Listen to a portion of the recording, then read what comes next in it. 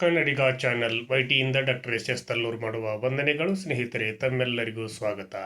ನಾನಿವತ್ತು ಕರ್ನಾಟಕ ಕಂಡ ಅಪರೂಪದ ನಾಯಕತ್ವದ ಗುಣಗಳನ್ನು ಹಾಗೂ ಎಲ್ಲರನ್ನೂ ತನ್ನ ಜೊತೆಗೆ ಕರೆದುಕೊಂಡು ಹೋಗುವಂಥ ಮಹಾ ಮುತ್ಸದ್ದಿ ನಾಯಕನ ಒಂದು ವಿಚಾರವಾಗಿ ಈ ಸಂಚಿಕೆ ಮೂಲಕ ನಾಡಿನ ಜನತೆಗೆ ಪ್ರಸ್ತುತಪಡಿಸ್ತಾ ಇದ್ದೇನೆ. ನಿಜಕ್ಕೂ ಕೂಡ ಇವರು ಒಬ್ಬ ಅಜಾತ ಶತ್ರು ಅಂತಲೇ ನಮ್ಮ ಭಾರತದ ರಾಜಕೀಯ ಇತಿಹಾಸದಲ್ಲಿ ಛಾಪನ್ನು ಮೂಡಿಸಿರ್ತಕ್ಕಂಥವ್ರ ಜೊತೆಗೆ ಅವರನ್ನು ಬಲ್ಲವರು ಈಗಲೂ ಕೂಡ ನಮ್ಮ ನಡುವೆ ಇದ್ದಾರೆ. ಹಾಗೆ ಅವರ ಒಂದು ಒಡನಾಟದಲ್ಲಿ ಇರ್ತಕ್ಕಂಥವ್ರು ಹಾಗೂ ಅವರ ಒಂದು ಒಡನಾಟದಿಂದ ಇವತ್ತು ಏನೇನೋ ಆಗಿರ್ತಕ್ಕಂಥ ಮಹಾನ್ ನಾಯಕರುಗಳು ಕೂಡ ನಮ್ಮ ನಡುವೆ ಈಗಲೂ ಕೂಡ ಇದ್ದಾರೆ ಅನ್ನುವಂಥ ವಾಸ್ತವವನ್ನು ಕೂಡ ಈ ಸಂದರ್ಭದಲ್ಲಿ ನಾನು ಹೇಳಲಿಕ್ಕೆ ಬಯಸ್ತೀನಿ.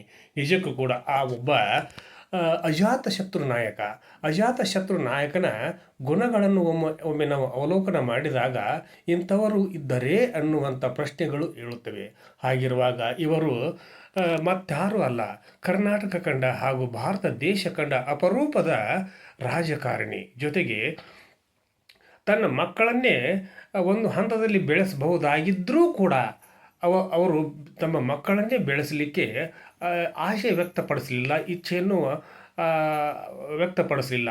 ಹಾಗಿರುವಾಗ ತನ್ನನ್ನು ನಂಬಿರ್ತಕ್ಕಂಥವರು ಹಾಗೂ ರಾಜಕೀಯ ಕ್ಷೇತ್ರದಲ್ಲಿ ಒಲವನ್ನು ಉಳ್ಳಂಥವರು ಹಾಗೂ ನಾಡಿನ ಹಾಗೂ ರಾಷ್ಟ್ರದ ಹಿತರಕ್ಷಣೆಗಾಗಿ ಯಾರ ಮನ ಮಿಡಿಯುತ್ತಿತ್ತು ಅನ್ನುವಂಥ ಹೃದಯಗಳನ್ನು ಅರಿತುಕೊಂಡು ಅವರನ್ನು ಬೆಳೆಸುವಂಥ ಒಂದು ಸಹೃದಯ ಆ ಒಬ್ಬ ನಾಯಕನಲ್ಲಿ ಇತ್ತು.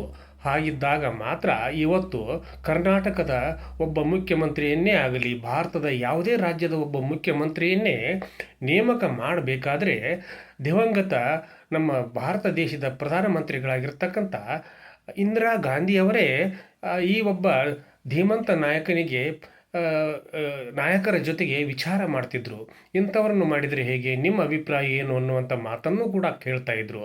ಅಂಥ ಒಬ್ಬ ನಾಯಕ, ಅದು ಕೂಡ ನಮ್ಮ ಕರ್ನಾಟಕದ ಹೆಮ್ಮೆಯ ನಾಯಕ. ಆ ನಾಯಕನ ವಿಚಾರವಾಗಿ ಈಗ ಅಷ್ಟೊಂದು ಜನರಿಗೆ ಗೊತ್ತು ಇರಲಿಕ್ಕಿಲ್ಲ. ಆದರೂ ಕೂಡ ಇಂಥ ನಾಯಕರು ನಮ್ಮ ನಡುವೆ ಈಗಲೂ ಕೂಡ ಇದ್ದಾರೆ ಅನ್ನೋದಕ್ಕೆ ಹಲವಾರು ನಿದರ್ಶನಗಳನ್ನು ಉದಾಹರಣೆಗಳನ್ನು ನೀಡ್ಬೋದು.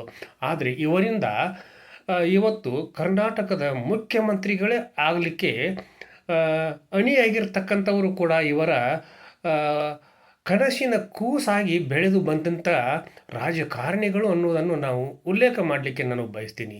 ಹಾಗಿರುವಾಗ ಈಗ ಆ ನಾಯಕನಿಗೆ 100 ವರ್ಷಗಳ ಒಂದು ಸಂಭ್ರಮವನ್ನು ಆಚರಣೆ ಮಾಡಲಿಕ್ಕೆ ಅವರು ನಮ್ಮ ನಡುವೆ ಈಗ ಇಲ್ಲದೇ ಇದ್ದರೂ ಕೂಡ ಅವರು ಹಾಕಿಕೊಟ್ಟಂಥ ಮಾರ್ಗದರ್ಶನ ಹಾಗೂ ಅವರು ಅನುಸರಿಸಿರ್ತಕ್ಕಂಥ ನಿರಾಡಂಬರ ಬಾಳು ಹಾಗೂ ಅವರ ಒಂದು ಮಾರ್ಗದರ್ಶನದಲ್ಲಿ ಮುನ್ನಡೆದಿರತಕ್ಕಂಥ ಈಗಿನ ಪೀಳಿಗೆಯ ರಾಜಕಾರಣಿಗಳು ಕೂಡ ಅವರನ್ನು ಯಾವತ್ತೂ ಕೂಡ ಮರೆಯುವುದಿಲ್ಲ ಅನ್ನುವಂಥ ಭಾವನೆಯನ್ನು ಕೂಡ ಈ ಸಂದರ್ಭದಲ್ಲಿ ನಾನು ವ್ಯಕ್ತಪಡಿಸ್ತೀನಿ.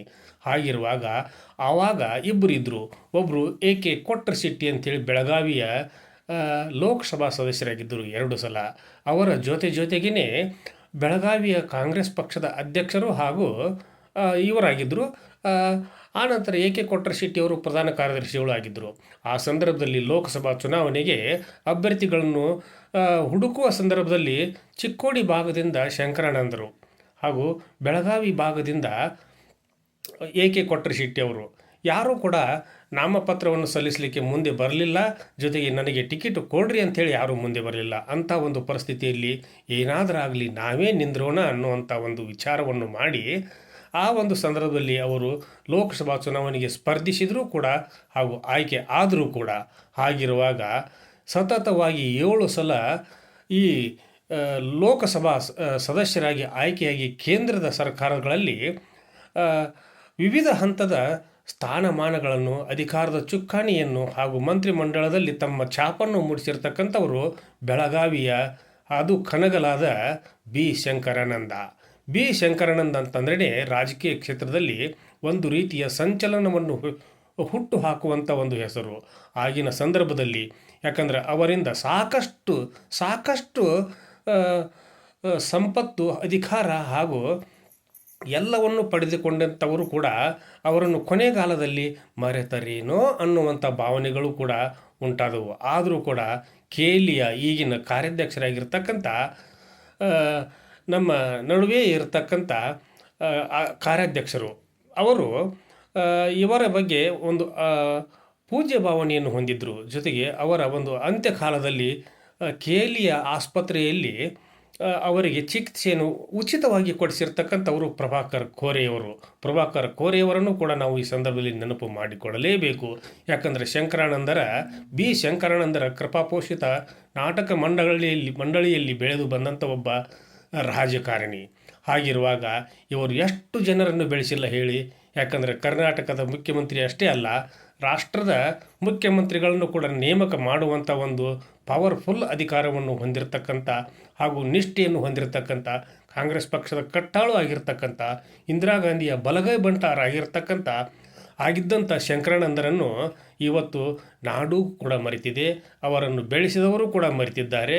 ಹಾಗೂ ಅವರ ಹಾಕಿಕೊಟ್ಟಂಥ ಮಾರ್ಗದರ್ಶನದಲ್ಲಿ ನಡೀತಾ ಇದ್ದೇವೇನೋ ಅನ್ನುವಂಥ ಭಾವನೆಗಳು ಕೂಡ ಈಗ ನಶಿಸಿ ಹೋಗ್ತಾ ಇರೋದು ಕೂಡ ಸತ್ಯ. ಹಾಗಿರುವಾಗ ಈಗಿನ ನಮ್ಮ ಬಹುತೇಕ ರಾಜಕಾರಣಿಗಳು ಇವತ್ತು ಅವ್ರನ್ನು ಮರೆತಿದ್ದಾರೆ ಅಂತಲೇ ಭಾವಿಸ್ಬೋದು. ಯಾಕಂದ್ರೆ ಒಂದು ಹಂತದಲ್ಲಿ ಈ ದೇಶದ ಪ್ರಧಾನಮಂತ್ರಿ ಆಗಲಿಕ್ಕೆ ಯೋಗ್ಯ ವ್ಯಕ್ತಿಯಾಗಿರ್ತಕ್ಕಂಥ ಶಂಕರಾನಂದರಿಗೆ ಅದೇನೋ ಒಂದು ತನ್ನ ಹಿಂಬಾಲಕರೇ, ತನ್ನ ಜೊತೆಗಾರರೇ, ತಾನು ಬೆಳೆಸಿದಂಥ ನಾಯಕರೇ ಅವರ ಒಂದು ಸೋಲಿಗೆ ಕಾರಣರಾದರು ಅನ್ನುವಂಥ ಮಾತುಗಳು ಕೂಡ ಕೇಳಿ ಬರ್ತಾ ಇರೋದು ಸತ್ಯ, ಅದು ಕೂಡ ಸತ್ಯ. ಹಾಗಿರುವಾಗ ಇಂಥ ರಾಜಕಾರಣಿಯನ್ನು ಇವತ್ತು 100 ವರ್ಷಗಳ ತುಂಬಿದ ಸಮಯದಲ್ಲಿ ಪ್ರತಿಯೊಬ್ಬರು ಕೂಡ ನೆನಪಿಸಿಕೊಳ್ಳುವಂಥ ಒಂದು ದೊಡ್ಡ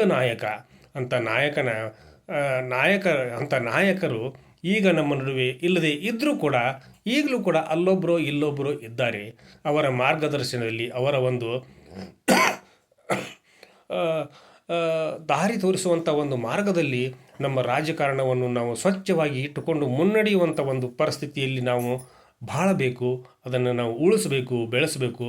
ಇಂಥ ಧೀಮಂತ ನಾಯಕರು ನಮ್ಮ ನಡುವೆ ಈಗ ಇಲ್ಲದೆ ಇದ್ದರೂ ಕೂಡ ಅವರ ಆದರ್ಶಗಳನ್ನು ನಾವು ಪರಿಪಾಲನೆ ಮಾಡಿಕೊಂಡು ಹೋಗಬೇಕು ಅನ್ನುವಂಥ ವಿಚಾರವನ್ನು ಈ ಸಂದರ್ಭದಲ್ಲಿ ನಾನು ವ್ಯಕ್ತಪಡಿಸುತ್ತಾ ಶಂಕರಾನಂದರಿಗೆ ಈ ಸಂದರ್ಭದಲ್ಲಿ ನನ್ನ ನಮನಗಳನ್ನು ಕನ್ನಡಿಗ ಚಾನಲ್ YT ಮೂಲಕ ಸಲ್ಲಿಸುತ್ತಾ ಇವತ್ತಿನ ಸಂಚಿಕೆಯನ್ನು ಇಲ್ಲಿಗೆ ಮುಗಿಸುತ್ತೇನೆ.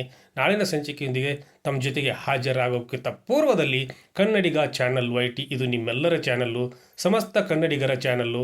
ಕನ್ನಡಿಗ ಚಾನಲ್ YTಯಲ್ಲಿ ಬರ್ತಿರ್ತಕ್ಕಂಥ ಪ್ರತಿಯೊಂದು ಸಂಚಿಕೆಗಳು ಸತ್ಯವಾಗಿರ್ತವೆ ಅನ್ನೋದಕ್ಕೆ ಈ ಸಂಚಿಕೆಯು ಕೂಡ ಸಾಕ್ಷಿ. ಆದ್ದರಿಂದ ಪ್ರತಿಯೊಬ್ಬರು ಕೂಡ ಸಬ್ಸ್ಕ್ರೈಬ್ ಮಾಡದೇ ಇರತಕ್ಕಂಥವ್ರು ಸಬ್ಸ್ಕ್ರೈಬ್ ಮಾಡಿರಿ, ಶೇರ್ ಮಾಡಿರಿ, ಲೈಕ್ ಮಾಡಿರಿ, ಕಮೆಂಟನ್ನು ನನ್ನ ಜೊತೆಗೆ ಹಂಚ್ಕೊಳ್ರಿ ಅಂತ ಹೇಳ್ತಾ ಇವತ್ತಿನ ಸಂಚಿಕೆಯನ್ನು ಇಲ್ಲಿಗೆ ಮುಗಿಸಿ ನಾಳಿನ ಸಂಚಿಕೆಯೊಂದಿಗೆ ತಮ್ಮ ಜೊತೆಗೆ ಹಾಜರಾಗ್ತೀನಿ.